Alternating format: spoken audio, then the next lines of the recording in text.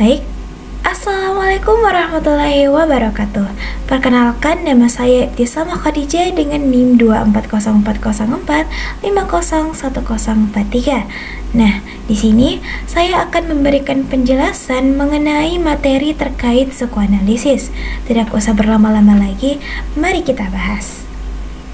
Nah, yang pertama ialah apa itu psikoanalisis? Nah, psikoanalisis merupakan salah satu teori dalam psikologi yang dikembangkan oleh Sigmund Freud, yang dimana Sigmund Freud ini adalah seorang dokter dari Austria pada tahun 1800-an. Nah, awalnya Freud ini meneliti mengenai gangguan kejiwaan melalui hipnosis dan juga pengamatan pasien. Kemudian, ia menemukan bahwa perilaku manusia dipengaruhi oleh pikiran bawah sadar dan pengalaman masa kecil yang tidak disadari. Nah, Sigmund Freud ini memperkenalkan 3 gagasan terkait struktur kepribadian. Di antaranya ialah ada ID, ego, superego. Nah, serta cara lain bagaimana kita secara tidak sadar melindungi diri dari stres lewat mekanisme pertahanan diri. Nah, meskipun teorinya mendapat banyak kritik, pemikiran Freud tetap berpengaruh besar dalam perkembangan psikologi dan terapi hingga sekarang. Nah, menurut Freud terdapat 3 struktur kepribadian. Di antaranya ialah yang pertama ada ID. Nah, ID ini merupakan bagian dasar dari kepribadian yang berisi dorongan alami manusia, seperti keinginan untuk makan, minum, tidur, dan hasrat seksual.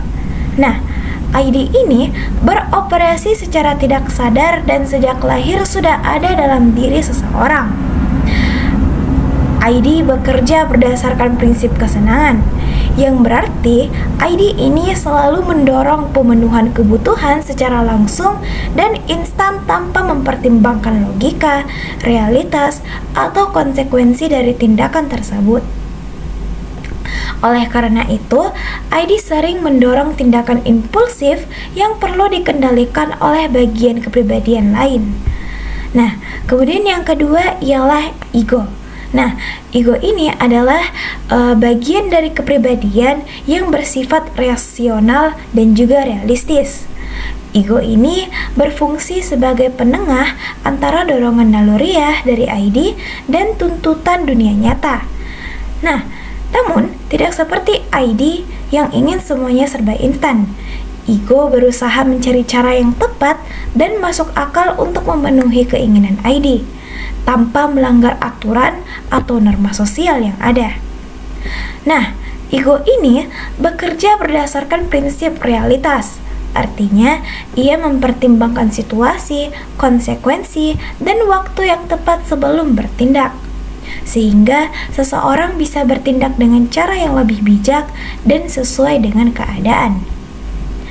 Kemudian yang ketiga ialah superego. Nah, superego ini merupakan bagian kepribadian yang berkaitan dengan moral, aturan, dan hati nurani.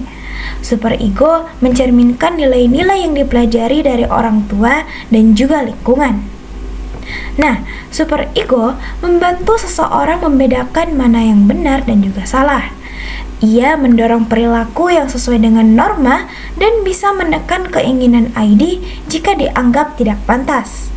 Nah, saat seseorang melanggar nilai tersebut, superego bisa menimbulkan perasaan bersalah ataupun malu. Dan kemudian, adapun penerapan psikoanalisis dalam berbagai aspek kehidupan, diantaranya dalam psikoterapi.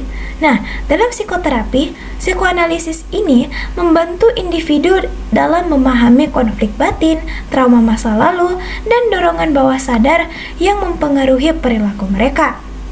Nah, kemudian dalam lingkungan pendidikan, pendekatan psikoanalisis membantu orang tua dan juga pendidik memahami perkembangan emosi anak serta dampak pengalaman masa kecil terhadap perilaku. Selain itu, psikoanalisis juga digunakan untuk memahami perilaku sosial dan juga budaya, seperti bagaimana nilai-nilai, simbol, dan pengalaman kolektif membentuk kepribadian dan interaksi antar individu dalam masyarakat. Baik, itulah tadi penjelasan dari saya terkait materi psikoanalisis.